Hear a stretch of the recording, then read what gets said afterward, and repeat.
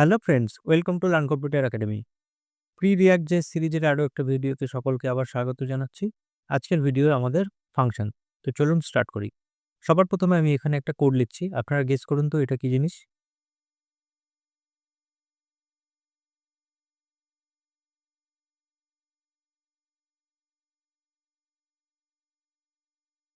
তো আমরা এই যে ছোট্ট একটা কোড এখানে দেখতে পাচ্ছি, এটা দেখে আমরা কি বুঝতে পারলাম? বা কয়জন চিনতে পারছি এই বিষয়টা কি? তো আপনারা কয়জন বুঝতে পারছেন বা প্রথমে দেখেই বুঝে গেছেন আমাদের কমেন্ট সেকশনে জানাবেন। আর যারা এই জিনিসটা দেখে একটু ভয় পেয়েছেন বা কনফিউজ হয়েছেন, তো তাদের জন্য আমি এক্সপ্লেন করছি। এটা কিন্তু একটা ফাংশন। ওকে? এই ফাংশনটাকে আমরা একটা ভ্যারিয়েবল এক্স সেটার মধ্যে আমরা কিন্তু স্টোর করে রেখেছি। এই ফাংশন থেকে যে ভ্যালুটা আসবে সেটা। এখন এই ওভারঅল যে জিনিসটা রয়েছে, এই জিনিসটা কোনটা ফাংশন, কোনটা ভ্যারিয়েবল, কোনটা প্যারামিটার, কোনটা আর্গুমেন্ট বা রিটার্ন কি হচ্ছে, এই সমস্ত বিষয় নিয়ে আজকে আমরা কিন্তু ডিসকাস করব। আর আপনারা যেহেতু একটু বেসিক লেভেল থেকে এই বিষয়গুলো দেখে এসছেন, তো সেইজন্য আমি কি করব যে একটু অ্যাডভান্স লেভেলেই নিয়ে যাব। তো একেবারে গোড়া থেকে স্টার্ট করব এমন নয়। তো কিছু জিনিস আমাকে এখানে একটু এক্সপ্লেন করতেই হবে। আমি যদিও জানি এটা ইন্টারমিডিয়েট লেভেল, তা সত্ত্বেও আমাকে একটু এক্সপ্লেন করতেই হবে। তো আমি সেখান থেকে শুরু করে একটু অ্যাডভান্স লেভেলের দিকে আমরা কিন্তু যাব। সামান্য একটু অ্যাডভান্স লেভেল। ওকে? তো চলুন স্টার্ট করি। তো এটা একটা ফাংশন আর এটা একটা ভ্যারিয়েবলের মধ্যে আমি স্টোর করেছি ভবিষ্যতে ইউজ করার জন্য, ভবিষ্যতে কল করার জন্য। তো এখন এটা কিভাবে ফাংশন হলো? আর কোনটা প্যারামিটার আর্গুমেন্ট এই বিষয়টা নিয়ে ডিসকাস করব। তো চলুন স্টার্ট করি। তো আমি সবার প্রথমে যে বিষয়টা নিয়ে স্টার্ট করতে চাইছি সেটা হলো আমাদের কিন্তু দুটো টার্ম জানতে হবে। কি, কি? একটা হলো এক্সপ্রেশন আর ২ নম্বর হলো স্টেটমেন্ট। এই দুটো বা স্টেটমেন্ট এই দুটো জিনিস কি? এই দুটো সম্পর্কে আমরা কতটা পরিচিত? দেখুন, এক্সপ্রেশন যেটা হলো সেইটা যদি আমি ডেফিনিশন ওয়াইজ বলি যে কিছু নাম্বার বা কিছু কোডের সমষ্টি যেটা আমাকে একটা ভ্যালু রিটার্ন করতে পারে। মানে একটা ভ্যালু জেনারেট করে দিতে পারে। ওকে? আর কোনো কিছু ডিক্লেয়ার করা বা কোনো কিছু বলতে পারেন যে কিছু বর্ণনা করা বা কিছু একটা অ্যাকশন নেওয়া সেটা কিন্তু একটা স্টেটমেন্ট। তো একটা এক্সাম্পল দেখি ছোট। তো আমি এখানে একটা ভ্যারিয়েবল লিখছি। একদম সিম্পল একটা ভ্যারিয়েবল লিখছি। x equals to 4 তারপর সেমিকোলন। এখন এখান থেকে খুঁজে বের করতে হবে যে কোনটা ভ্যারিয়েবল, কোনটা ভ্যালু, কোনটা এক্সপ্রেশন, কোনটা স্টেটমেন্ট। এতটুকুই। এটা আপনি ভাবুন যে আপনি ইন্টারভিউর জন্য রেডি হচ্ছেন। ওকে? তো সেইভাবেই এটাকে ধরুন। তো দেখুন এখানে আমি জাস্ট একটা ভ্যালু অ্যাসাইন করেছি। ঠিক আছে? এই 4 আমি x এর মধ্যে অ্যাসাইন করেছি। তাই না? মানে আমি এই 4 টাকে x এর মধ্যে রাখার চেষ্টা করেছি। এক্ষেত্রে এটা কিন্তু একটা এক্সপ্রেশন। ওকে? এটা কি একটা লিটারাল এক্সপ্রেশন 4। এটা হতে পারে যে দেখে মনে হতে পারে কই এটা তো যোগ, বিয়োগ, গুণ, ভাগ করে কোনো রিটার্ন করছে না, কোনো ভ্যালু একটা তো দিচ্ছে না। না, এখানে কোনো কিছু পাচ্ছি না। এটাও যেমন ঠিক মানে যোগ, বিয়োগ, গুণ, ভাগের মাধ্যমে কিছু পাচ্ছি না এটা যেমন ঠিক। কিন্তু আরেকটা জিনিসও দেখতে হবে যে এটা কিন্তু একটা নাম্বার। এটা একটা লিটারেলি একটা নাম্বার। ওকে? তো সেই নাম্বারটা কিন্তু আমি এখান থেকে দেখতে পাচ্ছি। তাই না? তো এটা হলো একটা লিটারাল এক্সপ্রেশন। আর এটা আমি কিন্তু ডিক্লেয়ার করেছি। ঠিক আছে? একটা আমি অ্যাকশন নেওয়ার চেষ্টা করেছি যে লেট এক্স এটা আমি লিখেছি। তো এটা লিখে এটা ডিক্লারেশন আর ওভারঅল কিন্তু এক্সপ্রেশন প্লাস আ ইনিশিয়ালাইজেশন। ঠিক আছে? এখান থেকে আমি ইনিশিয়ালাইজেশনটা শুরু করছি।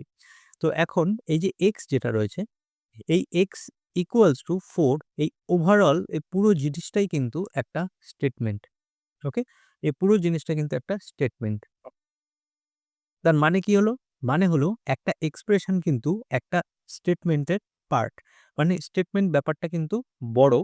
যদি আমি গ্রাফে বা আমি যদি এটাকে একটা কি বলবো? মানে আমি গ্রাফিক্যালি যদি এটা রিপ্রেজেন্ট করতে চাই, তাহলে আমি এটাকে এভাবে বলব যে, ওভারঅল এই যে স্টেটমেন্ট, এটা একটা বড় ব্যাপার।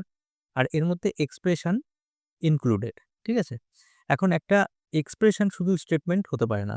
তো ঠিক আছে, আরেকটা এক্সাম্পল দেখি আমরা। আমি এখানে আরেকটা ভ্যারিয়েবল লিখলাম y ইকুয়ালস টু 2 প্লাস 2 এটা। তো এখন এখান থেকে খুঁজে বের করতে হবে যে কোনটা স্টেটমেন্ট, কোনটা আমার এক্সপ্রেশন। তো আমরা এখানে পরিষ্কার বুঝতে পারছি যে 2 প্লাস 2 যোগ হওয়ার পরে 4 আমাকে কিন্তু দেবে। তো এটা কিন্তু একটা এক্সপ্রেশন। আর এই যে যেটা, এটা আমি ডিক্লেয়ার করেছি যে আমি দিয়ে একটা অ্যাকশন নিতে চলেছি। আর এই এর মধ্যে কিন্তু আমি এই 2+2 এটাকে অ্যাসাইন করে দিচ্ছি। তো সবার ১ম এ কিন্তু 2+2 4 হবে। দেন এই 4 টা কিন্তু এর মধ্যে স্টোর হবে। তো ভবিষ্যতে আমি যখন কে কল করব বা কে আমি কনসোল করাবো বা যেভাবেই আমি দেখাতে চাই কিনা কেন যে এর ভ্যালুটা কিন্তু আমি তখন পেয়ে যাব। ওকে? তো ওভারঅল কিন্তু ডিক্লারেশন প্লাস ইনিশিয়ালাইজেশন। ঠিক আছে? তো এই গেল আমাদের একটা সিম্পল ভ্যারিয়েবলের। কিন্তু ফাংশনের ক্ষেত্রে কি হবে? তো আমি এখানে একটা ফাংশন লিখছি। সিম্পল একটা এখানে ফাংশন লিখলাম। সাপোজ আমি z লিখলাম এখানে z এই ফাংশনটা। আর এই ফাংশনটা একটা কিছু রিটার্ন করবে। আ কি রিটার্ন করবে? সাপোজ এখান থেকে 0 রিটার্ন করবে। ঠিক আছে?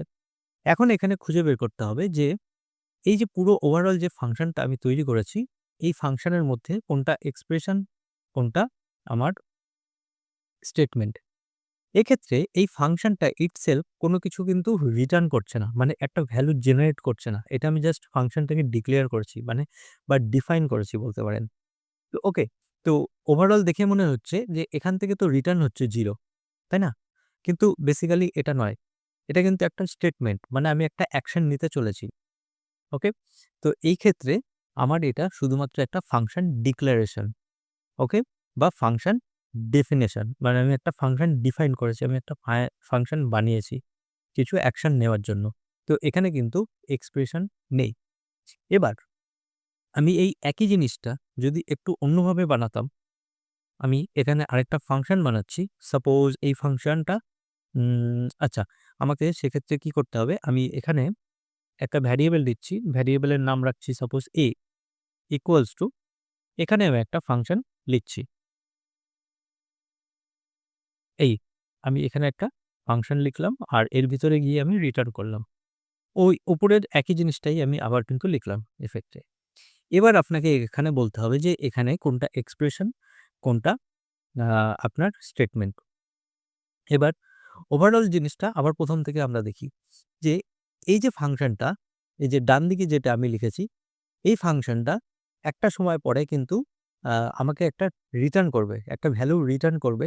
রিটার্ন করে এখানে কিন্তু আল্টিমেটলি 0 হবে। ঠিক আছে? তো এই 0 টা কি হবে? এই 0 টা কিন্তু এই এর মধ্যে গিয়ে অ্যাসাইন হয়ে যাবে। তাই না? তার মানে আমি দেখতে পাচ্ছি যে এই ফাংশনটা আমাকে কিন্তু কিছু একটা দেবে। ওকে? আর এই যে লেফট সাইডে যেটা রয়েছে আমি একটা ভ্যারিয়েবল ডিক্লেয়ার করেছি। মানে কিছু একটা অ্যাকশন নিতে চাইছি। তো এই অ্যাকশনটা নিলে কি হবে? এই অ্যাকশনটা নিলে এটা হবে যে এই ফাংশনটা যখন সলভ হয়ে যাবে মানে ফাংশনটা যখন কি বলবো? মানে রান করা হয়ে যাবে তখন এখান থেকে কিন্তু আমি একটা 0 পাবো। তার মানে এই যে রাইট সাইডের যে ভ্যারিয়েবলটা, এই যে ফাংশনটা তো আপাতদৃষ্টিতে এই উপরের যে রেগুলার ফাংশনের মতো দেখতে হলেও এটা কিন্তু অ্যাকচুয়ালি একটা এক্সপ্রেশন। তার মানে এই যে ২য় ক্ষেত্রে এটা কিন্তু একটা এক্সপ্রেশন মানে কিন্তু 0 প্রডিউস করছে। ওকে? তো এই জিনিসটা এই এর মধ্যে গিয়ে কিন্তু অ্যাসাইন হয়ে যাবে এই 0 টা। তখন এই ওভারঅল জিনিসটা কি তৈরি হবে? এই ওভারঅল জিনিসটা কিন্তু একটা স্টেটমেন্ট তৈরি হবে। তো এই রাইট সাইডটা একটা সময় পরে এরকম 0 তে পরিণত হয়ে যাবে এবং 0 টা ওর ভিতরে গিয়ে অ্যাসাইন হয়ে যাবে এর ভিতরে এবং আমরা কে যখন কল করব তখন কিন্তু আমরা 0 পাবো। তাই না?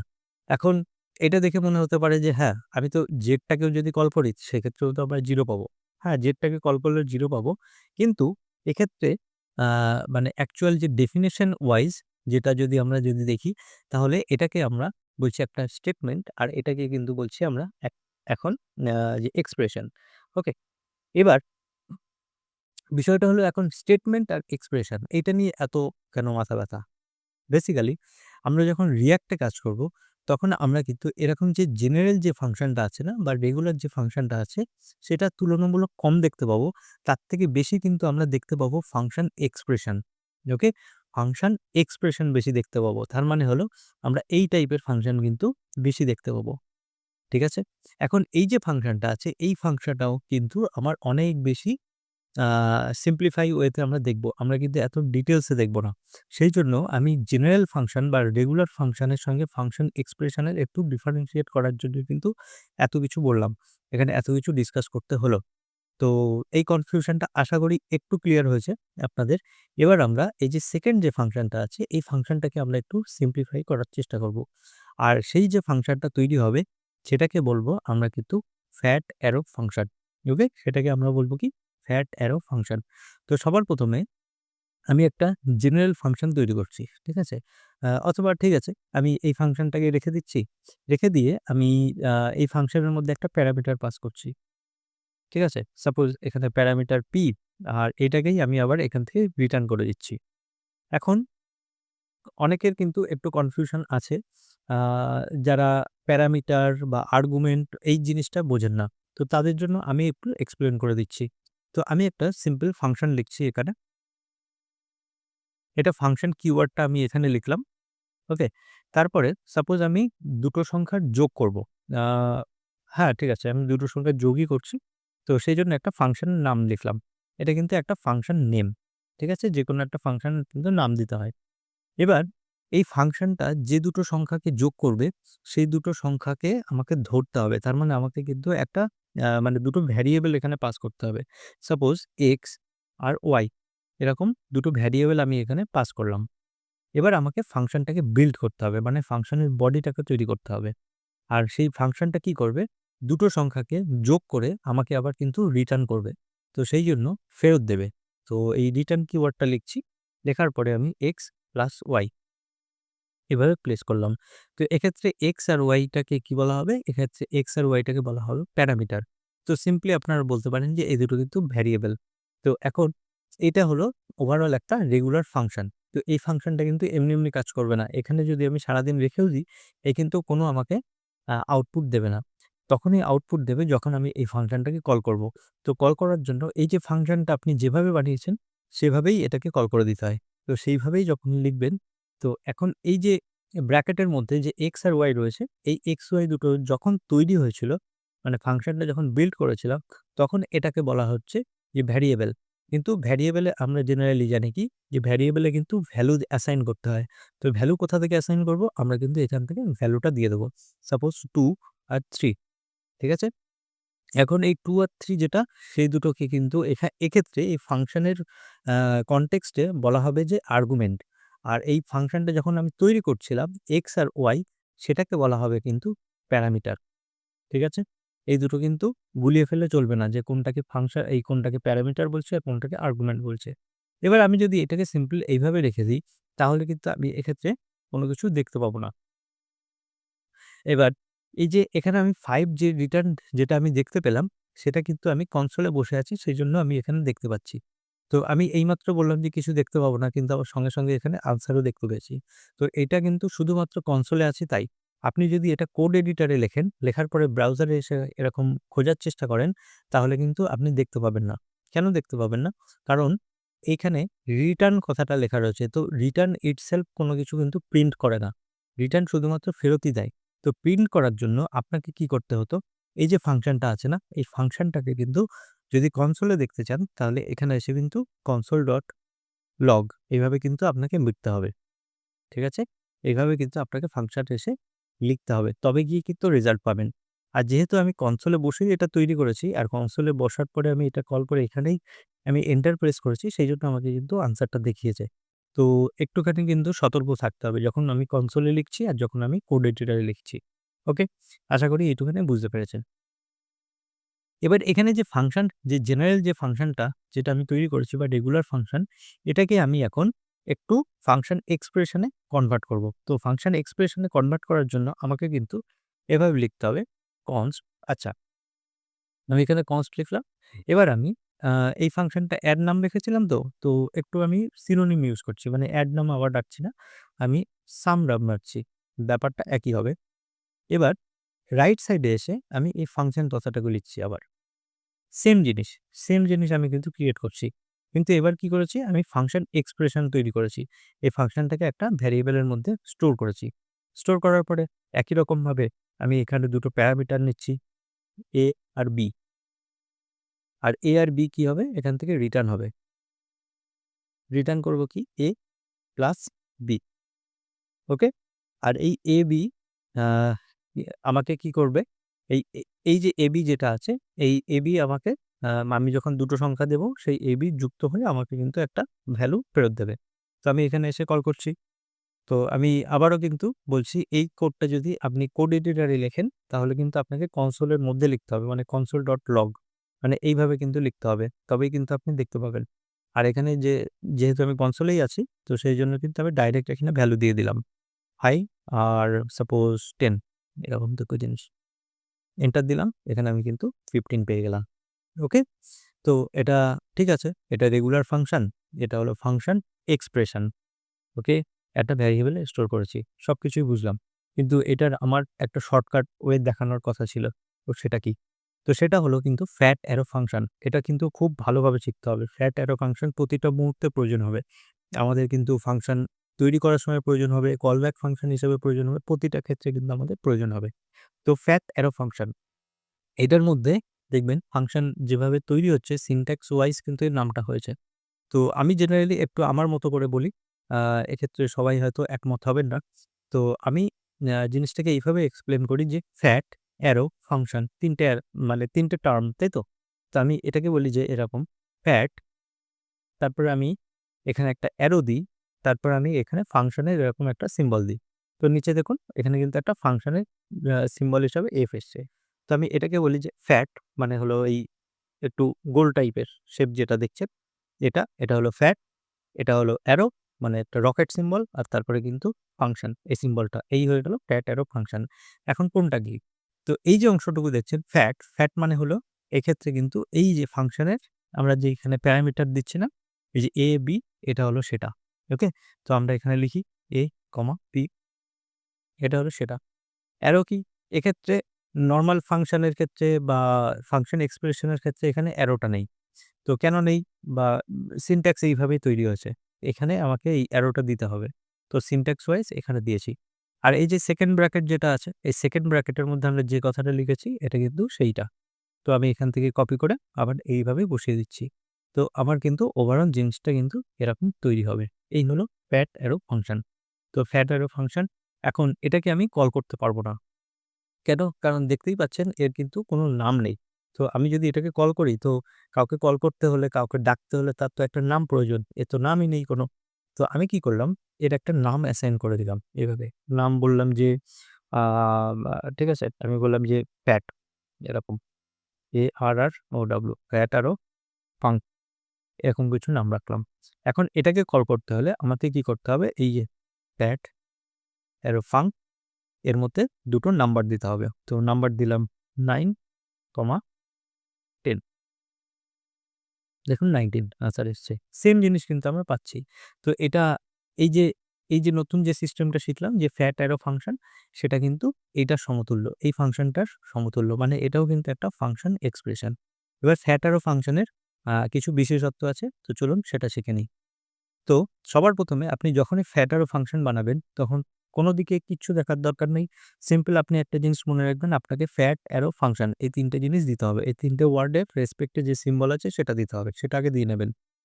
ফ্যাট অ্যারো ফাংশন ব্যাস এতটুকু লিখে নেবেন। লেখার পরে এবার আপনি ডিসাইড করবেন যে আপনার কটা প্যারামিটার লাগবে আর সেই প্যারামিটারটা কিভাবে রিটার্ন হচ্ছে সেটা কিন্তু খেয়াল রাখতে হবে। সাপোজ আমাকে এখান থেকে একটা প্যারামিটার দিতে হবে। একটাই প্যারামিটার দিতে হবে। তো নাম রাখলাম সাপোজ আইটেম এরকম। এরকম একটা প্যারামিটার দিতে হবে। তো ঠিক আছে। আর মনে করলাম যে এটাই আমার রিটার্ন হবে। এই জিনিসটাই রিটার্ন করতে হবে। ওকে? তো কেন রিটার্ন করতে হবে সেটা সিচুয়েশন অনুযায়ী আমরা পরে দেখব যে কেনই বা এটা রিটার্ন করতে হবে বা এটাকে ম্যানিপুলেট করে কিছু রিটার্ন করতে হবে। তো সেক্ষেত্রে আমরা কি লিখছি যে আইটেম, ওকে? আর তার এক রিটার্ন, রিটার্ন টিইউ আর রিটার্ন। আ তো একটু awkward লাগছে দেখতে যে যেটা আমি প্যারামিটার দিচ্ছি সেটাই রিটার্ন হচ্ছে। তো ঠিক আছে। আমি এই আইটেমটাকে ডবল করার চেষ্টা করছি। যে আমি এটার সঙ্গে ২ গুণ করে তারপরে রিটার্ন করব। মানে আমি যদি এখানে ৫ দিই তাহলে সেই ৫ টা এখানে এসে বসবে। তারপরে 5 into 2 এভাবে রিটার্ন হবে। ওকে? আমরা এইভাবে রিটার্ন করার চেষ্টা করছি। এবার আমরা কি করতে পারি এই ফাংশনটাকে?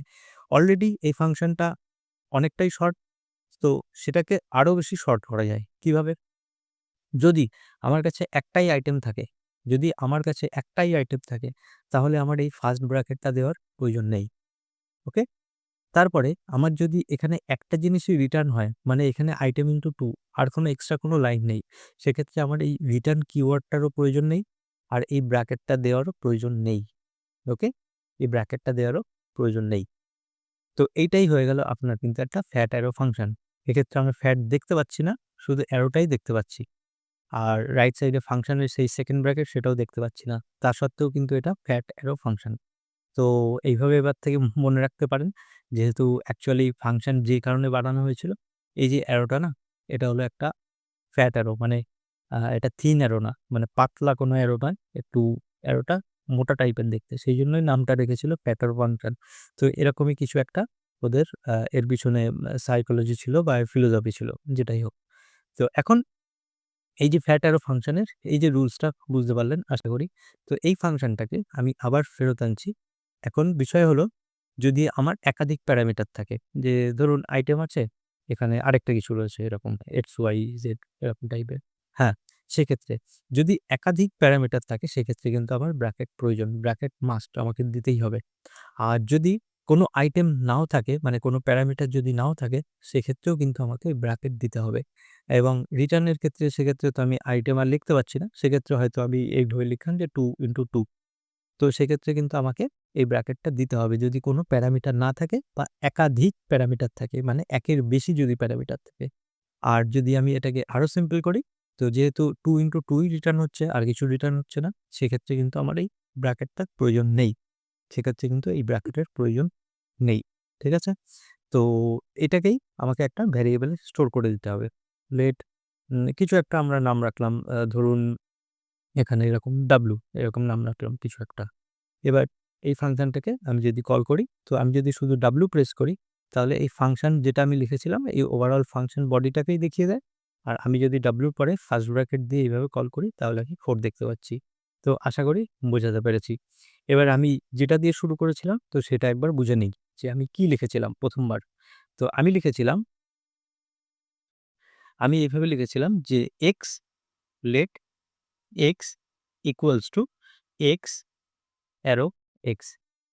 এবার আশা করি আপনারা বুঝতে পেরেছেন যে এটা আমি কি লিখেছিলাম আর কোনটাকে কি বলা হয়।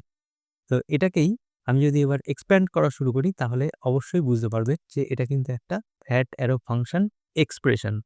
তো এই হলো আপনার সেই ফ্যাট, আর এই হলো আপনার সেই অ্যারোর পরে এই হলো ফাংশন। আর এর ভিতর থেকে কিন্তু এইভাবে রিটার্ন হচ্ছিল। এভাবে রিটার্ন হচ্ছিল। ওকে? আর এই ফ্যাট অ্যারো ফাংশনের আমি যদি এখান থেকে এরকম ফ্যাটটাকে সরিয়ে দিই, সেক্ষেত্রে কিন্তু এর আগে আমাকে এরকম ফাংশন কথাটা লিখতে হবে। এবার দেখতে পাচ্ছেন?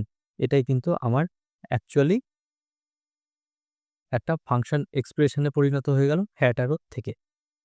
ফ্যাট অ্যারো ফাংশনের থেকে। আচ্ছা। আর আরেকটা জিনিস কি করতে হবে? আর আমি যদি এটাকে এখন রেগুলার ফাংশনে পরিণত করে ফেলতে চাই, তাহলে জাস্ট এই বাঁদিক থেকে ভ্যারিয়েবলটাকে আমি এখান থেকে সরিয়ে দেব। সরিয়ে দিয়ে এই হলো সেই ফাংশনের নামও কিন্তু এক্স। আর এই ফাংশন এক্স প্যারামিটার নেয় আর এখান থেকে এক্সই ফেরত দেয়। তার মানে কি? আমি এই ফাংশনটাকে যদি এক্স নামে কল করি আর এই ফাংশনের ভিতরে যদি আর্গুমেন্ট হিসাবে 100 প্রেস করি, তাহলে আমি এই 100 টাই কিন্তু ফেরত পাবো। তো আশা করি বুঝতে পেরেছেন যে ওভারঅল যে ফাংশন ডেফিনিশন বা রেগুলার ফাংশন আর ফাংশন এক্সপ্রেশনের মধ্যে কি তফাৎ। আবার ফাংশন এক্সপ্রেশনের আরেকটা শর্টকাট পদ্ধতি আছে, সেটাই কিন্তু আমাদের বলা হচ্ছে যে ফ্যাক্ট অ্যারো ফাংশন। তো ছোট্ট একটা এক্সাম্পল দিয়ে আমি আজকের ভিডিওটা শেষ করছি, মানে রিয়েল লাইফ এক্সাম্পল। মনে করুন সেট ইন্টারভাল নামে একটা এরকম আমার কাছে ফাংশন আছে। তো এই ফাংশনের ভিতরে দেখুন একটা হ্যান্ডলার বলে আছে। তো হ্যান্ডলার মানে কি? যেকোনো একটা ফাংশন লিখতে বলছে। আর টাইম আউট মানে একটা আমাকে টাইম প্লেস করতে বলছে। তো এখানে ৩ টে প্যারামিটার আছে। তো ১ম যে দুটো আছে সেই দুটোই কিন্তু আমার দিলে যথেষ্ট। তো আমি এখানে কি করছি? একটা সিম্পল ফ্যাট অ্যারো ফাংশন এরকম একটা প্লেস করলাম। দেখুন আমার এই হ্যান্ডলারটা এখন একটু অফ হয়ে আছে। তার মানে হ্যান্ডলারটা আমার লেখা হয়ে গেছে, একটা নতুন প্যারামিটার, মানে ১ম প্যারামিটারটা শেষ হয়ে গেছে। এরপরে কমা। তো আমি এখানে দিলাম একটা কমা। তারপরে আমার টাইম আউটটা দেখুন হাইলাইট হয়ে গেছে। তার মানে এখন আমাকে টাইম দিতে বলছে। তো আমি এখানে দিলাম 1000 1000 মানে হলো এখানে কিন্তু ১ সেকেন্ড। তো এই ১ সেকেন্ড সময়ের মধ্যে আমি চাইছি যে প্রত্যেক ১ সেকেন্ড অন্তর, অন্তর এই ফাংশনটা চলবে এবং আমাকে কি করবে? কিছু একটা প্রিন্ট করে দেখাবে। তো কি প্রিন্ট করে দেখাবে? আমি এখানে এসে লিখলাম যে console.log কনসোলে এসে বলবে please subscribe to our channel learn computer academy. আবার এই জিনিসটা। ব্যাস। এবার আমি আশা করি সবকিছু ঠিকঠাক লিখেছি। এন্টার প্রেস করি। আচ্ছা, এবার দেখুন এখানে দেখতে পাচ্ছেন যে 5, 6 এভাবে কিন্তু চলতেই থাকবে এটা। তো আশা করি বোঝা গেছে যে আমাদের এই যে ফাংশনটা আমরা যেটা ছিল আজকের যে ভিডিওটা, এটা আশা করি বুঝতে পেরেছেন। আর এটা নিয়ে আপনারা একটু প্র্যাকটিস করবেন। এটা হলো প্র্যাকটিস করার জন্য মানে রিয়েল লাইফ যখন প্রজেক্ট করবেন তখন আমাদের কিন্তু বারবার প্রয়োজন হবে। তো প্র্যাকটিস করার জন্য আপনারা ছোট, ছোট কিছু অ্যাপ্লিকেশন তৈরি করবেন। একদম খুব ছোট। আ সেই ছোট অ্যাপ্লিকেশনগুলোর মাধ্যমে সিনট্যাক্সটা শিখে নিন। তারপরে আমরা যখন React এ এগুলো এপ্লাই করব তখন কিন্তু আপনি পুরো কনসেপ্টটা একদম ক্লিয়ারলি বুঝে যাবেন। তো আজকের ভিডিও এতটুকু রাখছি। অলরেডি আমাদের ভিডিও অনেকটাই বেশি লম্বা হয়ে গেছে। আমরা কিন্তু পরবর্তী ভিডিওতে এই ফাংশন রিলেটেড আরো in-depth আ পড়াশোনা শুরু করব। তো আজকের ভিডিও এতটুকুই। আমাদের খুব তাড়াতাড়ি পরের ভিডিওতে দেখা হচ্ছে। আমাদের এই ভিডিওটা এতক্ষণ ধৈর্য সহকারে দেখার জন্য অসংখ্য ধন্যবাদ।